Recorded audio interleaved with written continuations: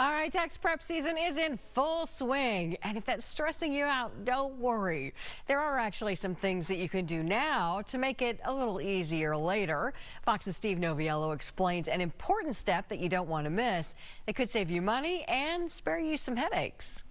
Of course, not everyone will use a tax preparer, but it's important that if you do, you understand exactly who you're working with. An EA, or enrolled agent, is specially credentialed and will be necessary if you've got a particularly complex tax return, similar to a CPA or certified public accountant, who also will have special certifications and will be kept particularly abreast of changes in tax law. Now, what most of you will likely work with is a non-credentialed tax preparer. There are about 700,000 of them in the United States. These are those folks who generally only work during tax season. And while they're perfectly qualified, it's important to understand if their particular depth of knowledge is appropriate for your tax situation. It's also imperative to understand how far they can take you. For example, a tax attorney, an EA, a CPA, yes, they can prepare your return, but they can also defend you to the IRS in case there's an audit or some sort of issue. A seasonal tax preparer is not going to be able to do that. I also want to make sure that you understand the fee structure for any of these folks. Find out exactly what it is ahead of time, right? Is there a filing fee, a processing fee? Is there a follow-up fee in case there's an issue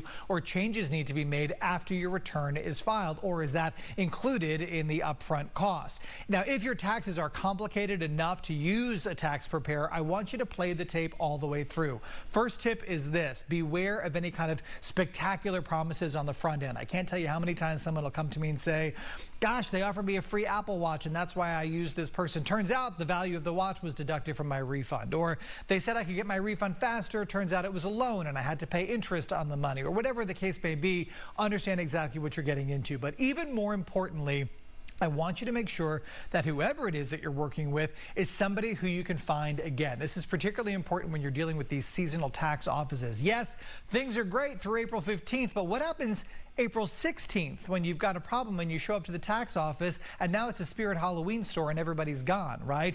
When you are in the moment, get the correct contact information in the off season for the person who's preparing your return and also any sort of supervisor who represents the company that's employing the tax preparer. You really want to make sure that if you have a problem, you're able to find these folks after the whole transaction is completed. We'll be sharing more tax tips all season long. Facebook.com/SaveMeSteve.